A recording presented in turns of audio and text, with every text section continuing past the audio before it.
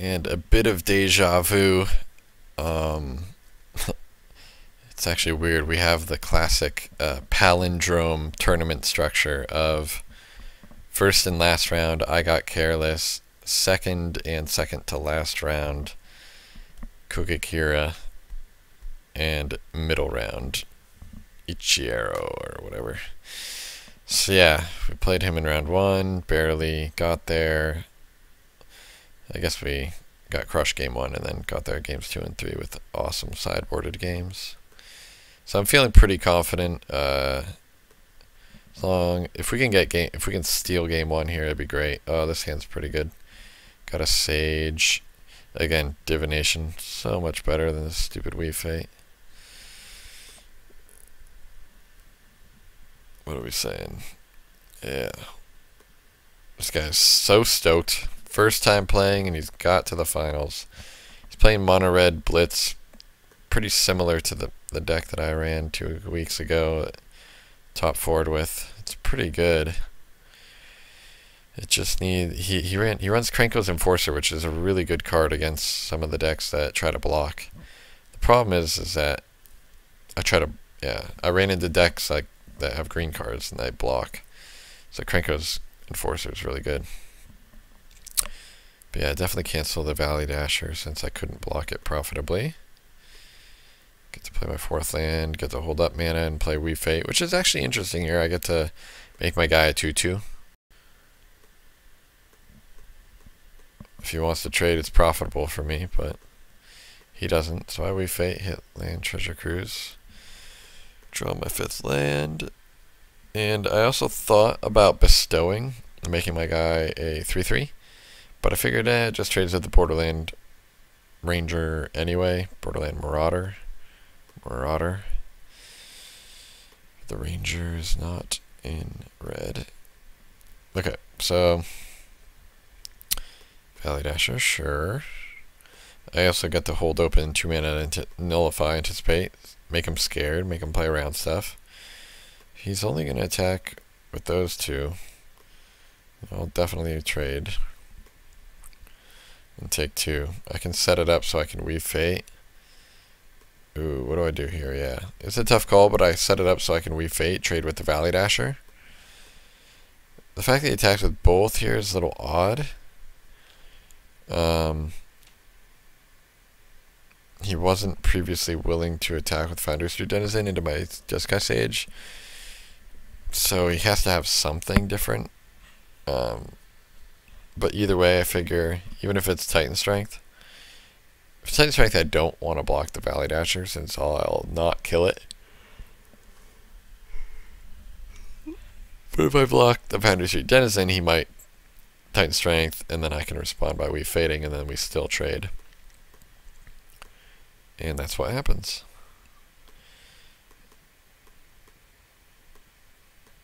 Which is pretty good for me. Again, my life total is still very high. I get to draw a card when that dies. Enhanced Awareness, again, game 1. Not the best card. I don't need to draw cards. I need to just stabilize. So I do have 6 mana, so I get to start throwing out my Boom Booms. I will definitely keep Griptide on top. He finally hits his 3rd land. And he doesn't attack with that, so I'm like, yeah, I'll snap trade. Here we just pretty much get to bury him. 4 mana. I guess I'm holding up and Nullify. He just scooped. He has a lot of cards in hand, but interesting. Yeah, my hand is really never losing this game. I guess I'm just trying to nullify something, and if he doesn't do anything, then I'm grip-tiding his guy. And then I'm playing, like, Whirlwind Adept and Rise of Eagles. Yeah, it's just... I'm playing Whirlwind Adept, and then the next turn I get to play Rise of Eagles Treasure Cruise and Bash for 1,000,000. So yeah, it wasn't too much of a game there. So if I snuck out game 1, and then I get to like make my deck way lower to the ground for game 2, it's not going to be good for him. So yeah, Jeskai Sage, Voyage's End, some Boom Boom, some Life Gain, Fountain of Youth. Gotta stay Radiant. Oh, Coral Bear. Alright, can't possibly lose. That's like the best draw. Impact Tremors, that's interesting. That might deal me some damage over the course of the game. We will find out. Another Whirlwind Dead up, not the best draw. Valley Dasher, that'll get me. Alright, so Impact Tremors so far has been a searing touch. Cool Bear. Put on the brakes. We definitely block with all three. Again, I've made this block before. I'm playing around Titan Strength. And he does have it. This time it's, you know, kill all my guys, which is a little bit more annoying than the other block before. I had 2 Coral Barriers and 1 Squid Token. This one's a little bit more annoying, but I just kind of wanted to guarantee that, or make it so that he had to use 2 Titan Strengths just to kill all my guys. But I have another Coral Barrier, so it's like totally fine, and I'd get to draw a card, so totally fine. So yeah, okay, so Impact Tremors has been shock so far. That was turn 2 Impact Tremors too, so yikes. So far, it's been upgraded to Lightning Blast. So I guess here I like with Weave Fate. We can leave mana open, nullify if we want to. I figure another stupid 1/1. You know, I let it. He's up to Lightning Axe status. Okay, 6. He's up to dang it. I've lost it. I've lost my Magic history knowledge of what deals 6 to the face with 1 card. Dang, that is rolling. No, what is that card? From Shards of Alara, the Jund Cycler.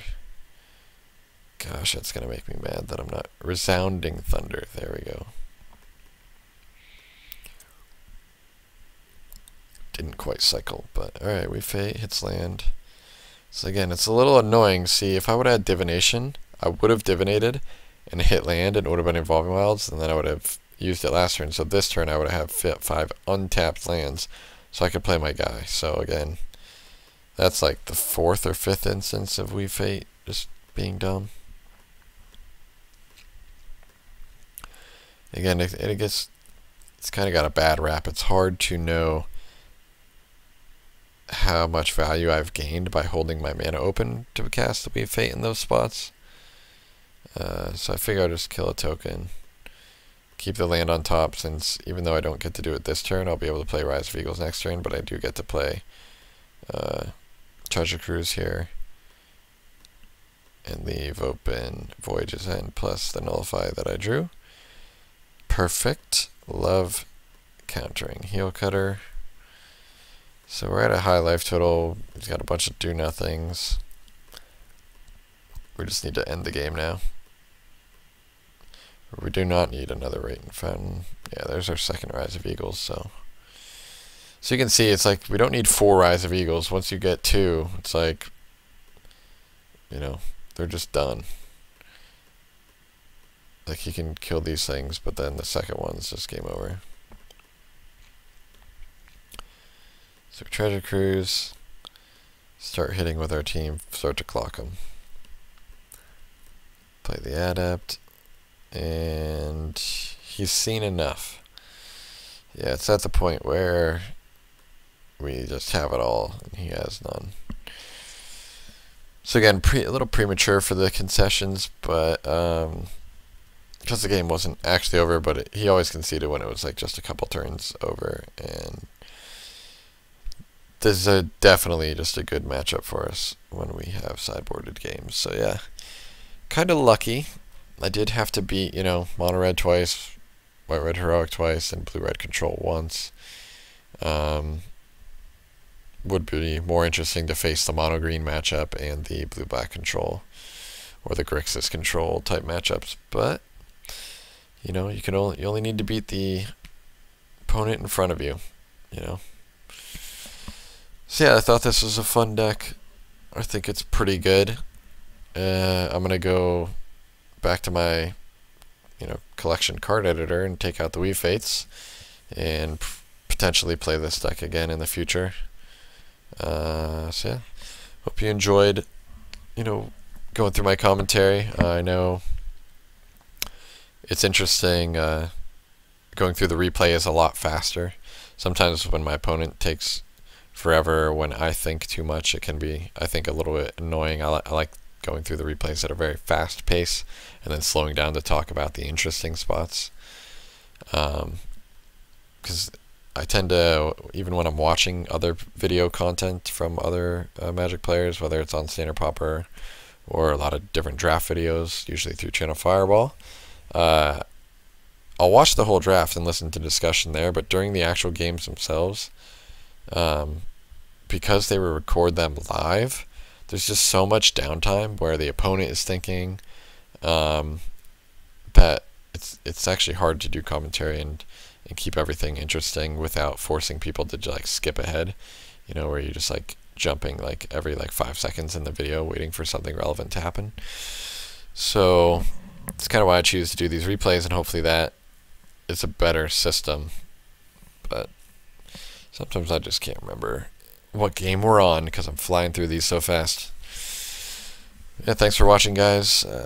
Hope to put out some more content in the future and play some more sweet control decks. Alright, thanks for watching again.